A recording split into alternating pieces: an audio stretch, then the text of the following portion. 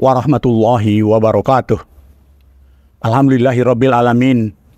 Wassalatu wassalamu ala asrafil anbiya wa mursalin wa ala alihi wa sahbihi ajmain. Sahabat dakwah Muhammadiyah yang berbahagia, hari ini kembali bertemu dengan kami podcast Muhammadiyah Sumatera Utara menghadirkan tokoh muda Muhammadiyah yang saat ini menjadi Ketua Lajismu Sumatera Utara periode 2022-2027, Saudara Sahrul Amsari. Beliau adalah tokoh muda yang saat ini berkiprah di Universitas Muhammadiyah Sumatera Utara dan diberi amanah untuk memimpin Lajismu 5 tahun ke depan. Sahabat dakwah Muhammadiyah, di awal periode kepemimpinan mereka terjadi berbagai persoalan atau musibah di tengah masyarakat, mulai dari kekeringan di banyak daerah, di mana masyarakat sampai sholat istiqo, kemudian berlangsungnya gempa bumi, terjadinya gempa bumi di Maroko yang begitu dahsyat, merenggut ribuan orang. Kemudian terjadi belum lama ini adalah musibah atau konflik Palestina antara Hamas dengan Israel. Innalillahi wa inna ilaihi raji'un. Semoga arwah mereka yang syahid diberikan Allah tempat yang sebaik-baiknya. Sahabat Muhammadiyah Sumatera Utara yang berbahagia, Lajismu adalah sebuah lembaga filantropi yang sudah diakui oleh internasional. Kiprahnya sudah sangat diakui. Banyak hal yang telah mereka lakukan di berbagai belahan dunia, tak terkecuali tentu saja di Indonesia. Seperti apa Lajismu hari-hari ini menghadapi sekian banyak cobaan, musibah yang terjadi? Tentu filantropi adalah jawaban bagaimana masalah kemanusiaan itu bisa kita tanggulangi. Rekan Sahrul, bisa barangkali jelaskan seperti apa Lajismu Sumatera Utara hari ini? Baik, bismillahirrahmanirrahim. Assalamualaikum warahmatullahi wabarakatuh. Alhamdulillah wa syukurillah wa la hawla wa la quwata illa billah. Tentu pertama kita bersyukur kepada Allah Subhanahu wa taala, berselawat kepada Nabi kita Muhammad Rasulullah sallallahu alaihi wasallam. Pemirsa, para sahabat dakwah Muhammadiyah, sebelumnya perkenalkan, tadi sudah disampaikan, kami dari Lajismu Sumatera Utara, Lembaga Amil Zakat Infak dan Sedekah Muhammadiyah Sumatera Utara, yang pada kesempatan ini atau pada periode ini diamanahkan untuk masa periode 2022-2027. Tentu tadi sudah dibahas sedikit ya, di masa kepemimpinan kami ke depan kita sudah dihadapkan dengan berbagai banyak persoalan seperti kebencanaan alam, kemudian kemanusiaan. Nah, Lajismu sebagai lembaga zakat infak sedekah juga disebut sebagai lembaga filantropi. Tentunya kiprahnya sudah sangat banyak ya, baik di skala nasional maupun di skala internasional. Nah, kita bisa lihat dan alhamdulillah di tahun 2016 Lajismu secara nasional itu telah merespon ya, kemanusiaan, ya, konflik kemanusiaan di negara-negara luar seperti ada Palestina, kemudian ada Maroko, ada Myanmar. Yang baru-baru ini kita telah menggalang dana secara nasional Lajismu untuk gempa di Maroko. Kemudian terkait dengan Palestina, tentu ini tidak terlepas dari peran filantropi sebagai wadah ya, selain daripada dakwah perserikatan tapi juga peduli terhadap sesama. Tentu kita tidak melihat apa konflik yang terjadi, tapi bagaimana nilai kemanusiaan ya, itu yang menjadi tolak ukur sehingga Lajismu merespon itu. Di awal tahun 2016 ya, alhamdulillah Lajismu secara nasional itu mampu mengumpulkan donasi dari para donatur yang dermawan mencapai angka yang luar biasa 30 miliar. Tentu angka ini tidak kecil dan alhamdulillah juga sudah banyak respon-respon yang disalurkan ya melalui program OMOR, One Muhammadiyah One Respon.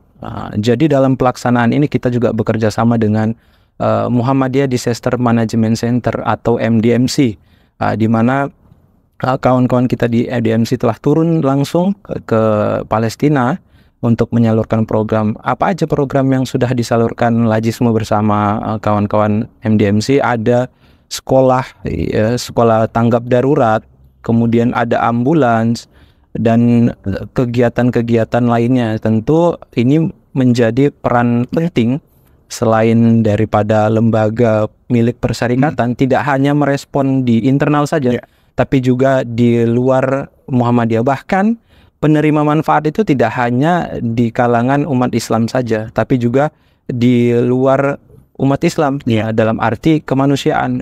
Itu makanya dana yang terhimpun juga tidak hanya dari kalangan Perserikatan Muhammadiyah ataupun umat Islam saja, tapi dari bahkan dari agama yang lain juga kita terima sebagai bentuk donasi. Itu sementara. Perkembangan 2016 terus kemudian COVID, bagaimana Lajismu itu berperan banyak mengatasi masalah kesenjangan tengah masyarakat.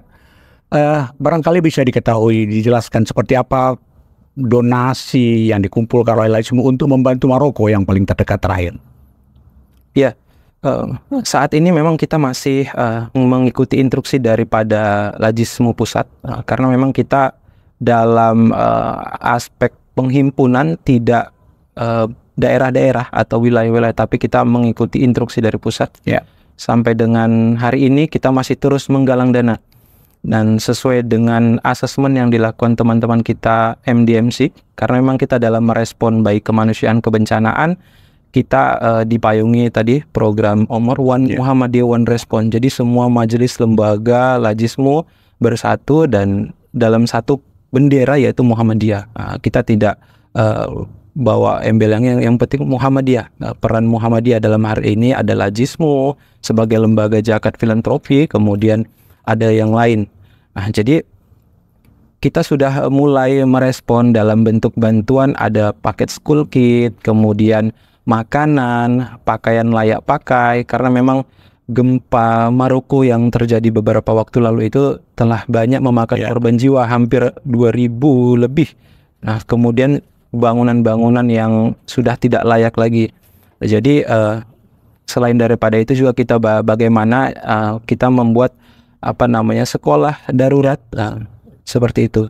Jadi memang di Muhammadiyah sudah ada standarisasi sendiri dalam merespon dalam setiap kegiatan, baik respon kebencanaan, kemanusiaan, dan lain sebagainya. Sudah ada standarisasi, dan tentu tidak terlepas daripada pelaporan apa yang sudah didistribusikan. Nah, ini pelaporan ini penting bagi Lajis Muhammadiyah sebagai bentuk untuk meningkatkan kepercayaan kepada masyarakat. Nah, seperti itu. Di tengah Lajismu membuka donasi untuk membantu masyarakat Maroko yang korban gempa, tiba-tiba muncul konflik Palestina.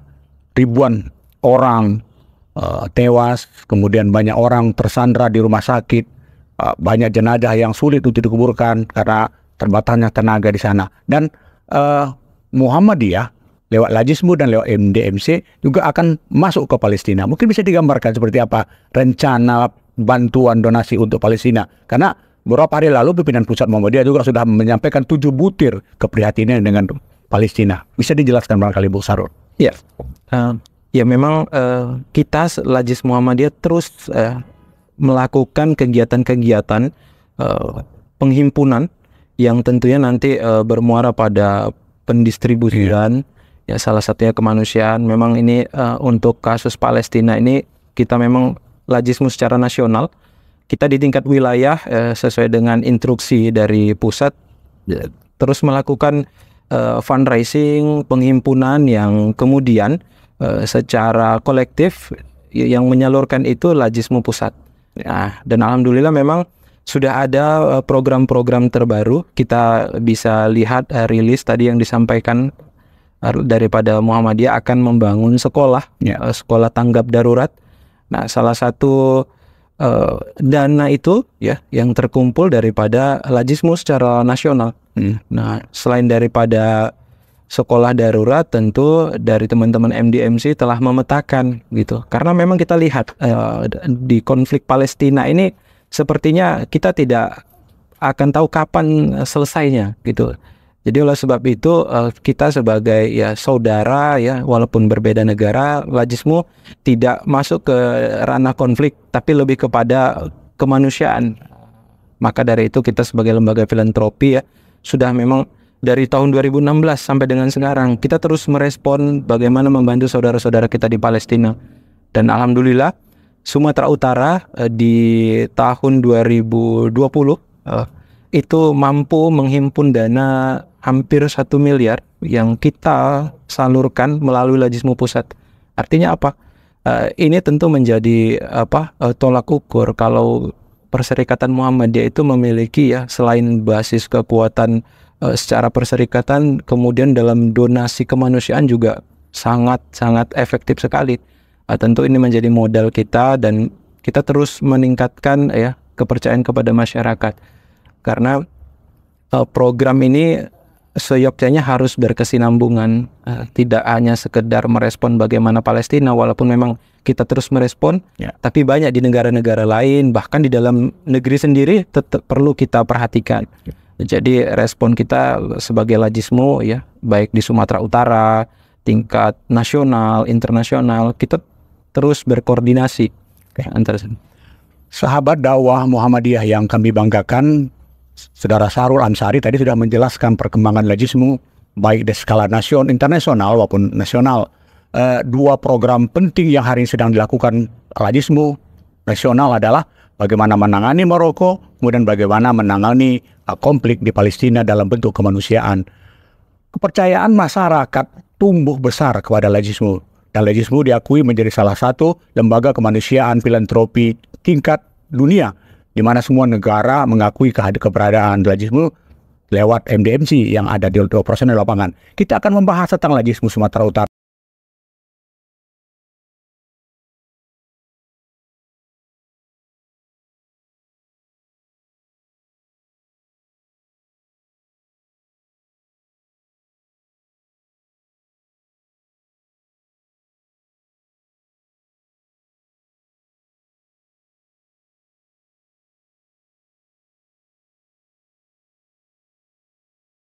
Yang kami banggakan, kita lanjutkan perbincangan kita dengan Ketua Lajismu Sumatera Utara, Saudara Sahrul Ansari. Sahabat dakwah Muhammadiyah, hari ini banyak pihak-pihak yang melakukan pembukaan open donasi untuk Palestina, alasan Palestina. Tapi masyarakat sudah pintar. Palestina mana yang mau dibantu? Apakah benar bantuan-bantuan open donasi yang dilakukan oleh lembaga-lembaga banyak pihak itu sampai ke Palestina atau tidak? Ini pertanyaannya. Barangkali Saudara Sahrul bisa menjelaskan seperti apa kepercayaan masyarakat kepada Lajismu. Ya, memang benar sekali. Kita sebagai Lajismu ya, lembaga zakat di bawah naungan Muhammadiyah, sebelum bergerak dalam menjemput donasi ataupun fundraising dana, tentu yang pertama kita kuatkan di internal ya, di internal. Bagaimana internal kita dalam hal pelaporan. Pelaporan ini penting di dalam lembaga zakat, infak dan sedekah seperti Lajismu ini. Kemudian bagaimana transparansi ke publik, siapa saja donatur yang ada di Lajismu. Nah, kemudian pasti kan masyarakat bertanya-tanya di Palestina apakah sampai dananya ke sana. Kita bisa lihat dan sebelum kita terjun ke sana kita sudah ada memang tim kita ya, dari MDMC untuk melakukan asesmen lapangan. Nah, tentu ada beberapa lembaga yang sudah tersertifikasi yang itu menjadi acuan kita. Nah, acuan kita dalam mendistribusikan bantuan yang dihimpun melalui Lajismu ini. Nah, tentu perlu saya sampaikan juga di Lajis Muhammadiyah sendiri ada 6 pilar program yang menjadi dasar kita untuk mendistribusikan. Sehingga kemudian ini meningkatkan kepercayaan masyarakat. Yang pertama itu ada pendidikan, kemudian ada kesehatan, ada ekonomi, sosial kemanusiaan, dakwah, dan lingkungan. Ini 6 pilar kita sebagai dasar pendistribusian. Nah, kenapa kita buat 6 pilar ini? Ini agar dalam pendistribusian itu tidak lari daripada cakupan ya, selain daripada 8 asnaf, kita di Muhammadiyah ada 17 rekomendasi Muhammadiyah melalui Muktamar Muhammadiyah. Kemudian juga kita menyauti daripada SDGs, SDGs yang di di program pemerintah, mendukung program pemerintah. Artinya bagaimana Lajismu dalam meningkatkan kepercayaan masyarakat sehingga masyarakat mau berdonasi ke kita. Ya, kita sebenarnya bisa lihat program-program yang sudah dilakukan Lajismu. Jadi kita sebagai Lajismu itu kita tunjukkan dulu program kita, apa program kita, kemudian siapa penerima manfaatnya. Sudah banyak website kita, baik dari tingkat pusat, kemudian di wilayah-wilayah seperti Jawa Timur, Jawa Tengah, gitu. Bahkan di daerah-daerah sendiri sudah ada dalam proses publikasi, ya, supaya masyarakat itu lebih percaya, gitu. Selain daripada itu, memang transparansi, ya, berapa keuangan yang diperoleh, kemudian berapa yang disalurkan, berapa penerima manfaat, gitu. Itu memang sebagai standar kita sebagai lembaga hamil zakat infak sedekah untuk menumbuhkan kepercayaan masyarakat. Memang tidak mudah, Pak, untuk itu. Untuk memelihara kepercayaan itu, apakah lembaga seperti Lajis itu ada dilakukan semacam pemeriksaan atau audit dari lembaga-lembaga baik internal Muhammadiyah atau lembaga audit yang independen yang di luar dari Muhammadiyah? Ya.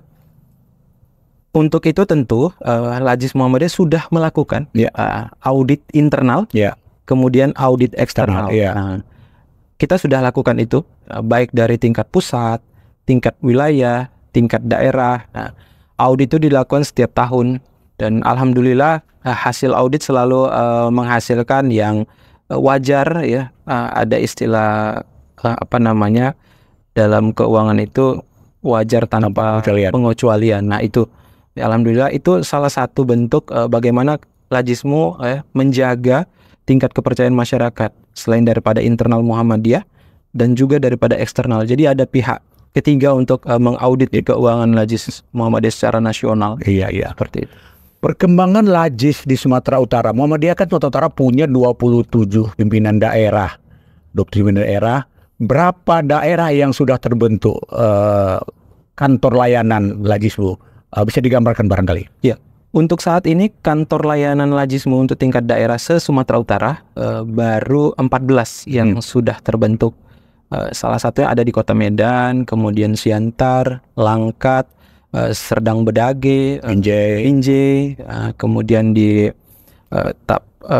Sibolga, Sidempuan, dan masih banyak lagi.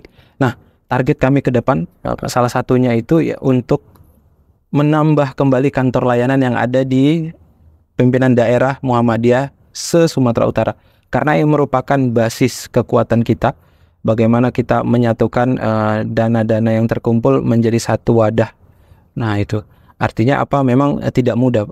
Banyak PR yang harus Lajismu Sumatera Utara lakukan. Selain daripada merespon kemanusiaan, kebencanaan, kita juga terus meningkatkan kepercayaan masyarakat, kemudian terus mengembangkan jejaring kita. Kita Lajismu Sumatera Utara juga berencana akan menjajaki selain daripada di amal usaha Muhammadiyah, kita juga akan menjajaki di eksternal Muhammadiyah seperti lembaga-lembaga baik di pemerintah maupun swasta. Karena itu tadi, kita Lajis Muhammadiyah tentu lembaga yang tidak eksklusif hanya di Perserikatan Muhammadiyah, tapi kita juga membuka ruang untuk lembaga lain bekerja sama kepada kita. Tentu ini akan menjadi kekuatan besar. Ada yang menarik dari perkembangan Lajismu akhir-akhir ini adalah Lajismu melakukan pengembangan pendidikan filantropi di berbagai sekolah yang tidak hanya di amal-amal usaha Muhammadiyah, tapi juga dilakukan kepada amal-amal usaha pendidikan di luar Muhammadiyah. Barangkali bisa dijelaskan perkembangannya. Ya, alhamdulillah untuk saat ini program filantropi yang ada di sekolah itu terus berkembang. Salah satunya di Kota Medan untuk di Sumatera Utara.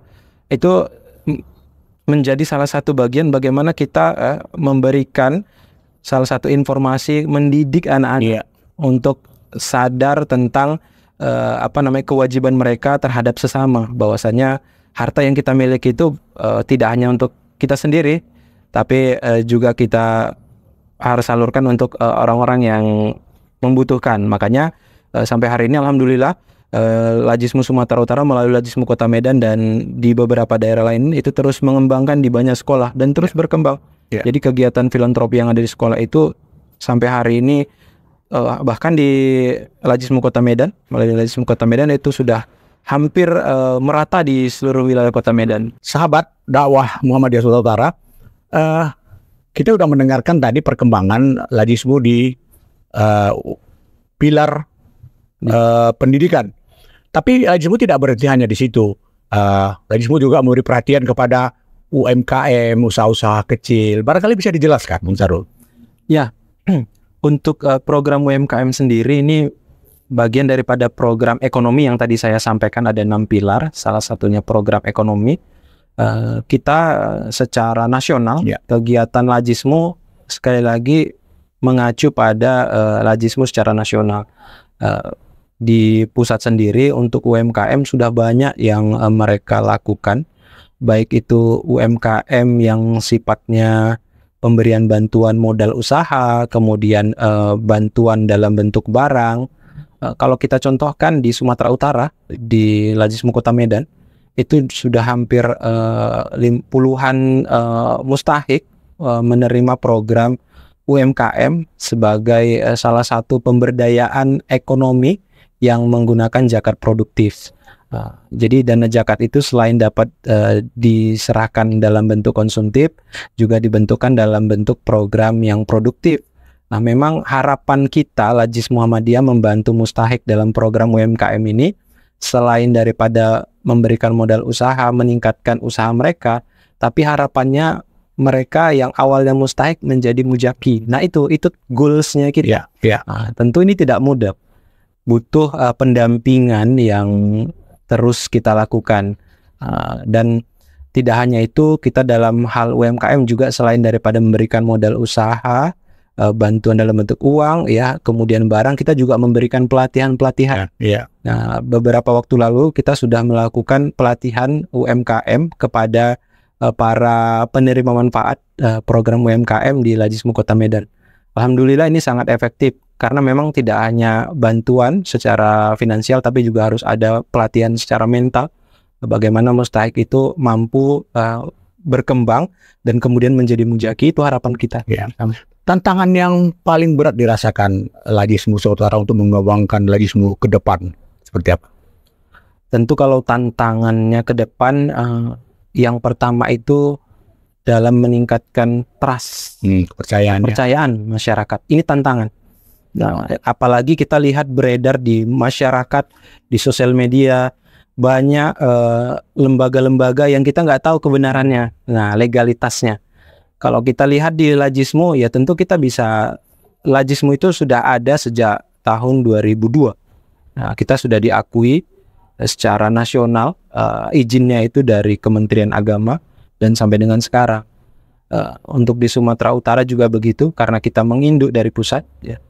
Jadi bagaimana target-target kita, kemudian bagaimana langkah-langkah kita Lajis Sumatera Utara untuk menjaga kepercayaan masyarakat? Iya, tadi selain daripada transparansi, kita harus terus memperbanyak program-program yang didistribusikan kepada 6 pilar program tadi itu.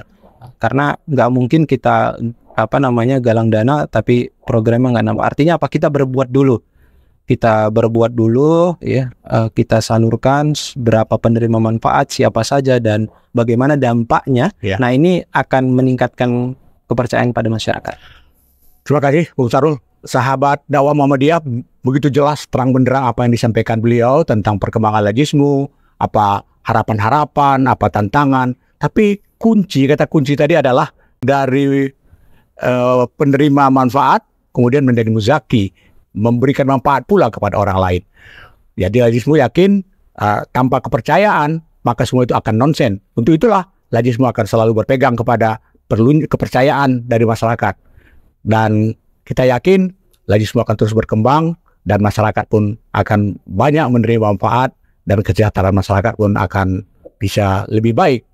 Selain itu, donasi dari para masyarakat untuk masalah Maroko, Palestina, dan lain-lain itu pasti sangat ditunggu. Terima kasih, selamat buat Lajismu, mudah-mudahan lebih sukses. Amin. Nasrul minallah wa atun qarib.